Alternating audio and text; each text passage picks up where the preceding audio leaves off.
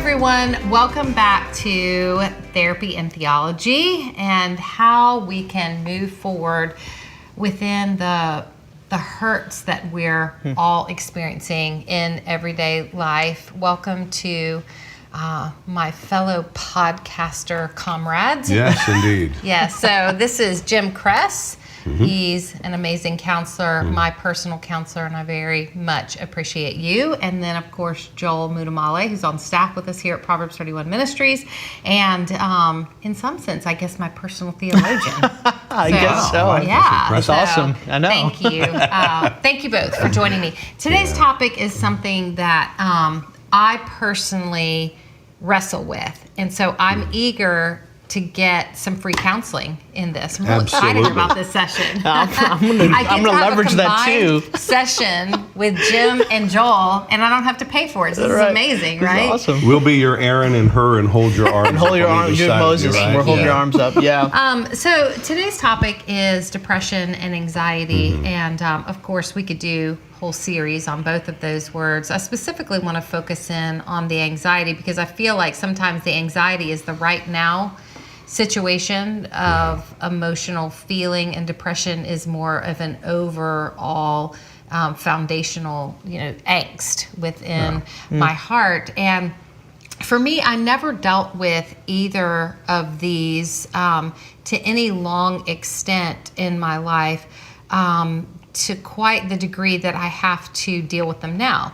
And mine has been induced by walking through some pretty traumatic events in my life. And for those of you who have been listening to this series, you know what those events are. For those of you who have not, pretty extreme trauma in my marriage, which has now been restored and renewed, but the lingering effects from some of what we walk through have proven to be harder than what I anticipated.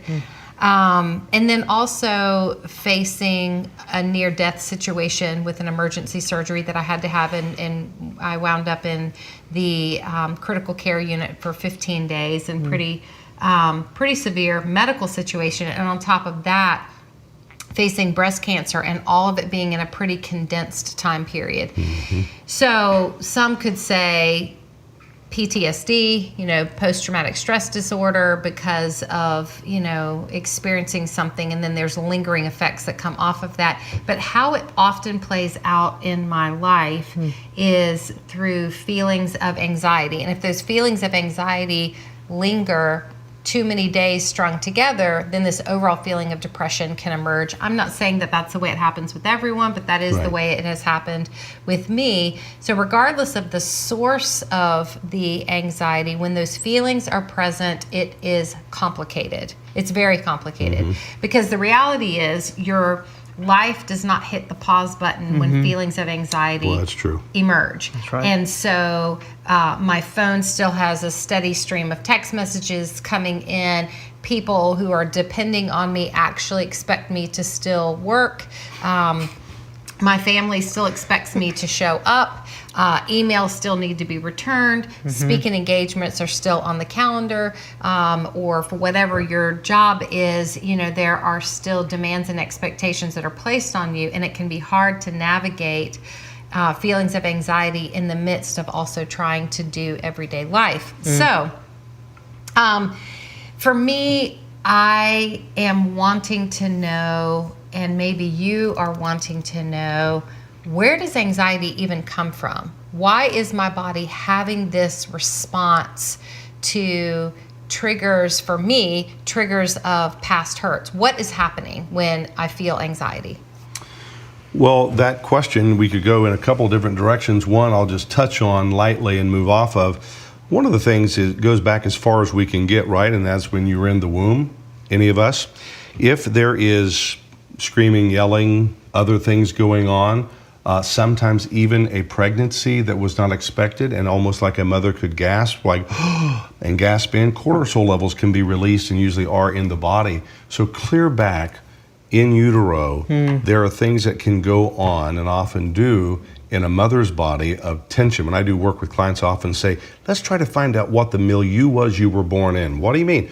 Well, were you born into trauma, cord around your neck, anything like that? Were you born into feuding and fighting with your parents, or a divorce about to be, because the body keeps the score. So it can go that far back that there can be anxiety that's already being kind of bred in, wired in, those neurotransmitters we say that fire together, wire together. That's going far back. It can be other things that then begin to happen along the way, and your sister or brother may have responded differently. But you go into what we've talked about on these podcasts of fight, flight, or freeze. So something happens, and I'm in a place, especially of a fight place or a flight place, like just get me out of here. And so with anxiety, there can be claustrophobia. There's a whole spectrum of things. So part of what goes on, that's kind of more of an historical thing. And then I think just the adaptation along the way of, you've alluded to this, a word we've often used is catastrophic thinking. Sometimes in trauma or pain, discovery, what happens, or what have you, I can be there and all of a sudden in that moment thinking literally the sky is falling. And again, this can become habitual. It can become just such a norm. I think that what happens with anxiety, because I have had anxiety in my own life and at times severe anxiety, is that this is my own view of it, that is my body and maybe God's way of saying something's out of alignment in your life. So I had to shift in my healing that anxiety was no longer my enemy. It was a friend saying, tap, tap, tap, Jim, something's out of alignment. And it feels real. By the way, you probably know this. You talk to a person who's never struggled with depression and you do. The other person go, I just don't get it. Talk to a person who says, I really don't struggle with anxiety, and you do. It's hard for them to understand because all of that, both anxiety and depression, are felt in the body.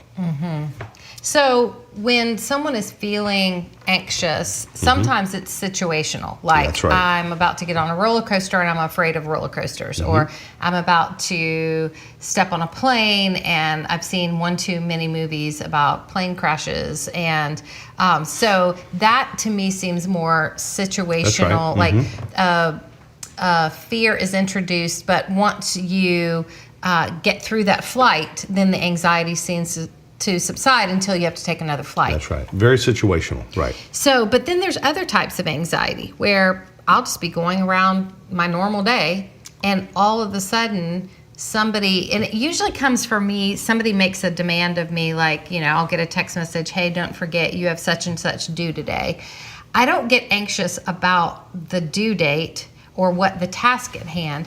It's something about somebody coming at me and it's not expected that all of a sudden I find myself getting anxious, not just about what the request is, but about everything. And all of a sudden this small little request, it seems to open up a door called anxiety in my heart. And all of a sudden I'll just feel like panicked over my whole life. And it seems so out of place. And so, and I hear you say, it's usually tap, tap, tap, like, Lisa, something's out of alignment. I'm like, well, what? What is alignment? I got up this morning, I did my quiet time. I'm doing my Bible study. I am exercising, I'm eating right. Like, what is out of alignment? Let's think about that for a moment in real time. We've talked about this off the set here. We're not faking it. We've sat down, the three of us, really no real script. You're watching real conversations. Let's have a real conversation here. Yeah. So we say often, if it's hysterical, that just means I've got energy. If it's hysterical, it's historical.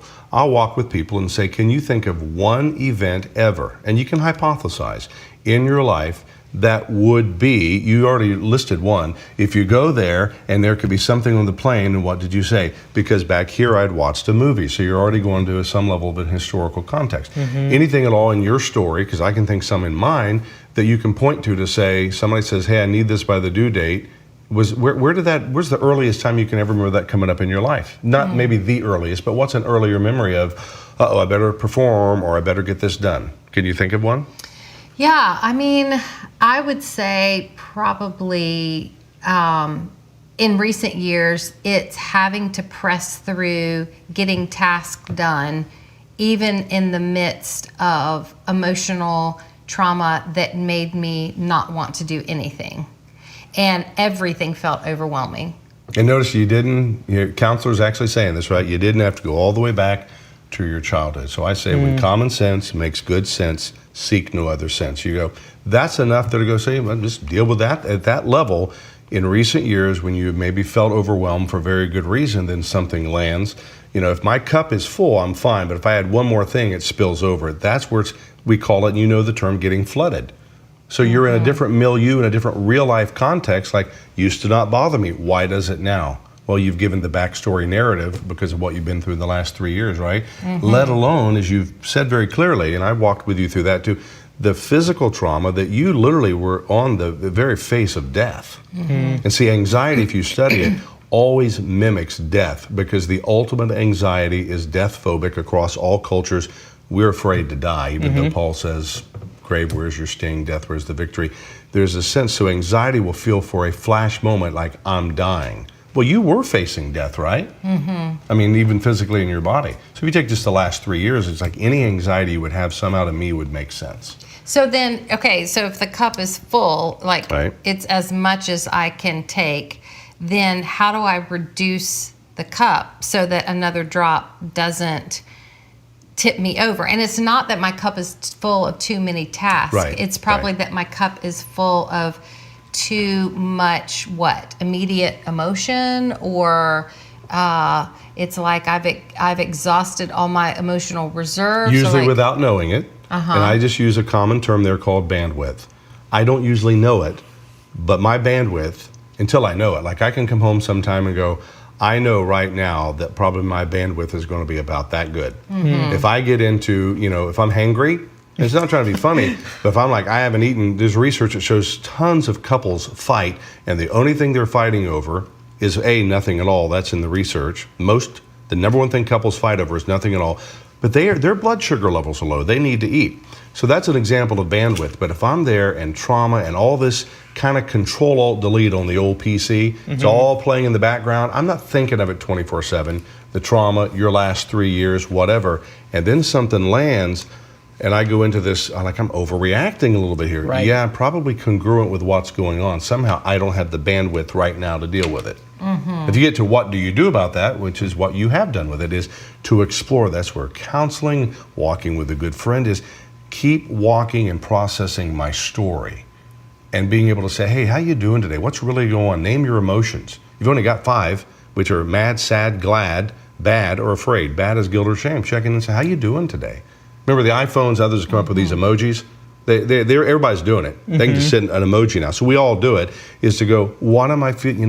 Now that you mentioned it, I've been feeling kind of down. David, right? Psalm 42 and 43. Why are you, self-talk, why are you downcast, O my soul? Look, he's looking down into his crud, his emotions, and then he looks up and he says, hope thou in God. I will hope in God. So then if you name those emotions one more time. Bad, I just do mad, that's angry, mad, sad, glad, bad, guilt or shame, or afraid, and every emotion you can find comes under these. Tired is not an emotion, it's a state of being. Okay, so people will talk about how you do. These are the emotions that will cover everything. That's been proven. So those are the emotions. So identify my emotion, and then what? So let's say, okay, I'm mad. So now what do I do? Well, to me, it's a very simple, I don't mean that sarcastically, a thing of saying, if you're mad about something, whether you're doing this as a kind of a teaching thing now or real, what would be, just give me an idea. Give me 30,000 feet of what you're mad about. And I try to get people to stay away from, I don't know. They come into my office, I don't know. I go, well, okay, let's see if we can figure it out. So someone says, what are you mad about? Any person I've ever talked with, if they'll take some time, some margin, say, well, let's just look at it. Well, I don't know if I'm, and they'll come and say, I think I just, in my life right now, this requires too much, it's a theme of mine. This requires too much of me to fill this in or to get this report done or, meet with this person. So what am I upset? Jim has been upset about bandwidth. Like, I'm honest, we're gonna get to boundaries later in this series, and I'm sitting there, stress is when your gut says no, but your mouth says yes. Oh, that's so good. Yeah, so that's one of the things I'm going, I've done it to myself, I'm going, I know I didn't have, you've heard me say the line, I'll say, do you have this to give? Say it to your spouse, I'd like this, do you have it to give? Oh, I get to respond. Actually I don't. And children explain, adults inform. The adult wants to say, hey, you know what, Joel, I'm not able to have lunch with you this week. Well, can you give me a reason? No, I really don't know your reason. Thanks for asking, and I don't have that to give.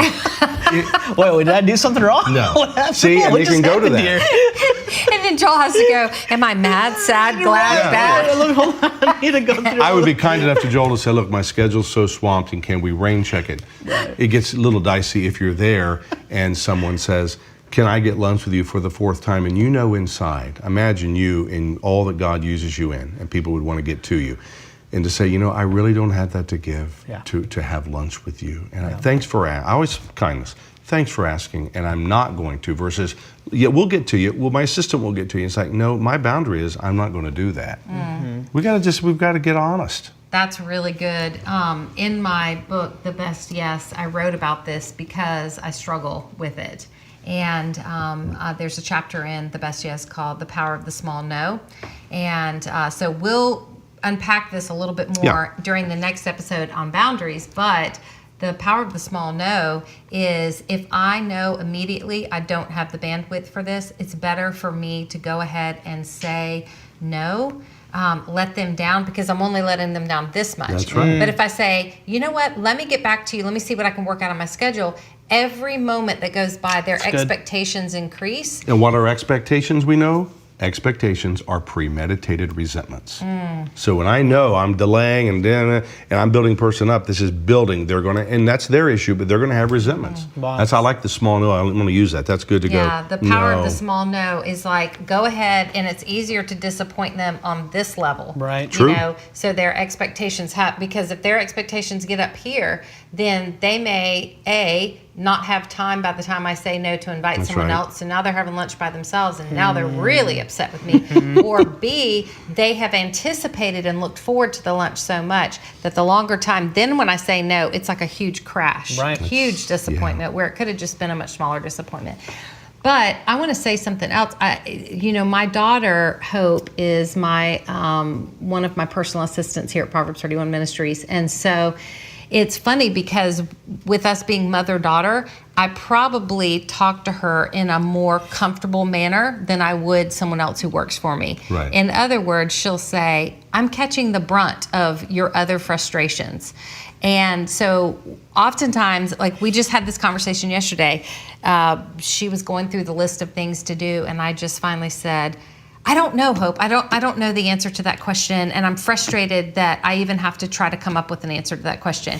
And she'll say, Mom, what are you really angry about? Because you're not really frustrated by this request. You've brought frustration into our situation, so what are you really frustrated about? So it's almost like this exercise seems so elementary, but I can see how it would be so incredibly helpful. Identify the emotion that you're having, and you just gave us all 5 of them here, and then identify what is the real source of that emotion so that the real problem can be attacked and you won't be attacking everyone else in your sphere of influence, because anxiety can make you feel that way. Totally. It can make you feel like you're just on edge, and whoever comes close is going to get the sharpness of that edge. Right. Here's one of my favorite verses, and Joel, you may want to comment on this because I just love to go to a verse and then like say, Joel, What do you think? what do you think? Yeah. Help me not be dangerous with this verse, right? But this verse really has helped me understand this practice of introspection and really the practice of lament and making a turn so that I don't just say, well, I'm feeling this way, therefore I am this way. It is possible for me to feel sad but not be sad. That's good. It is possible for me to feel mad but not be mad. It is possible for me to feel angry and not be angry. It is possible for me to feel this kind of push of resentment, but for me not to walk around as a bitter person, There you go. right? That's exactly And I right. think that this verse really hits at that. In Lamentations chapter 3, maybe you haven't been in the Lamentations lately, but let's go here because this really is helpful. Starting in verse 19 of Lamentations 3, I remember my affliction and my wandering, the bitterness and the gall. Now, remember on a previous episode, I said, I love deep, therefore I hurt deep. And I've also discovered about myself, because I love deep and I hurt deep, I remember big. So I think Wow. some people have these little flashes of memories with not a lot of detail. Other people may see a blip of like a black and white movie. I see high definition, Technicolor. 4K. My Yeah. memories are as if the event is happening It's re-happening. simultaneously Yeah, of with course. this event. I remember the smallest details. I remember sight, smell, sound, touch. I remember the whole situation. Think that could have made you a good writer? Maybe. Think God may have been up to something there. Who knows? It's what I call a blursing. It is a blessing and a curse all wrapped up in like one. that. That's awesome. But I really relate to this. It says in verse 20, the very next verse, I well remember them. Yeah. And because I remember in such detail and such intensity, you see, the intensity of the memory often plays into the intensity of the pain. And it says, I well remember them, and my soul is downcast within me. I would love to know a little bit more about that word, my soul is downcast, because it's like, it doesn't just say my mood is downcast, my face is downcast, my feelings are downcast. No, it says my very soul. Yeah, My in- soul is downcast. In Hebrew, the word soul is like it's the seat of all emotion is where that's coming from. And so when the author of Lamentations is saying my soul is downcast, he's saying exactly what you just said. It's not just this demarcated one part of my being. He's saying the entirety of my being is downcast. It feels low. There's this lowliness to it. So my soul is downcast within me. Then verse 21, yet. And this Love is that. where the turn comes. I can be sad, but not, I can feel sad, but not be sad. I can feel sad, yet I don't have to be sad.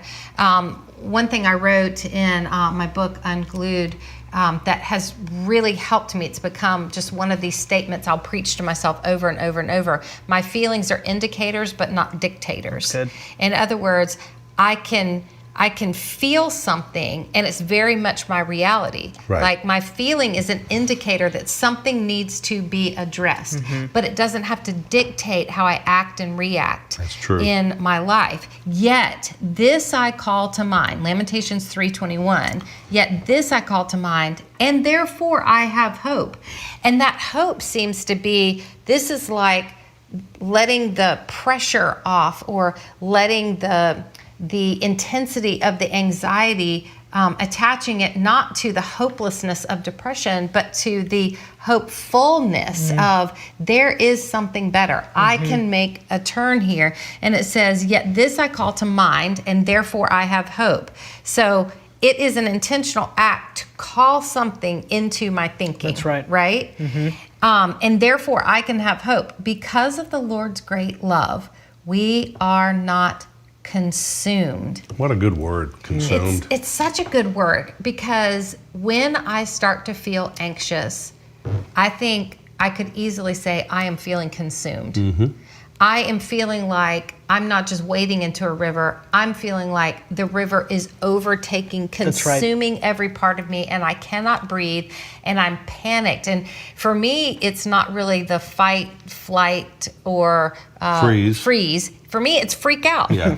It's really the song. Isn't there a song? Freak out. Yeah. No, Dating right? yourself a little Yeah. bit there, but yeah, I like that. That is seriously Right. what happens to me. I will completely freak And out. it is seriously what's happening in your brain and body. It's not an anomaly, or it's like your body is into a freak out mode. Like just trying to get an idea of what's really happening here. It's crazy making. Yeah, and what it feels like to me is all the nerves that are supposed to be inside my body come up to the edge of my skin, and they're raw, and just the very air around me is agitating me to the point where I feel consumed.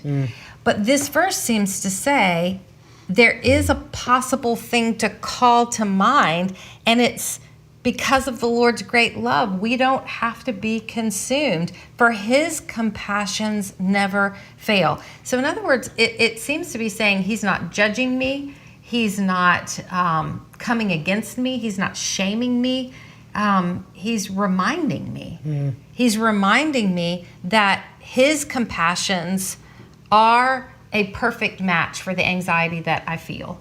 And I want to just point to real quick, joining you, isn't it interesting, and I'm thankful for it, that modern psychology and counseling went there without knowing it, because God is the God of all wisdom, and we call that mindfulness. And predating Freud and all the, predating all of modern psychology, God, the greatest psychologist, the studier of the soul, God's got it right there. That's pure what we call mindfulness, of just everything's flying, I gotta breathe, get grounded, not look just down. I need a more glimpse at my problem and gaze at Jesus instead of glimpsing at Jesus and gazing on my problem. We reverse that. That's what is taught in mindfulness, and whole courses are coming off that verse. They wouldn't admit it. Yeah. But it's because coming off mindfulness that. sounds a little new age or a little It's very old age, isn't it? outside. Yeah. But I love what you just said. It's old Yeah. age. And it Yeah. goes on to say, because of the Lord's great love, we are not consumed, for his compassions never fail. They are new every morning. Great is your faithfulness. I say to myself, so I'm calling something to mind and then I'm preaching it to myself. Love it. Right. Yeah. I say to myself, the Lord is my portion. You see, I feel anxiety because I feel something's out of control. That's right. But if I can remember that the Lord is my portion, I can feel out of control, but not act out of control if I remember he is in control. Like, he is my portion. Therefore, I will wait for him. And wait means pause. And for me, one of the best things I can do when I feel anxious is to hit the pause button, stop reacting to everything around me, take some deep breaths, do this, call to mind, preach to myself out of my mouth, and it really does help. It's amazing. It's so good. That's so good.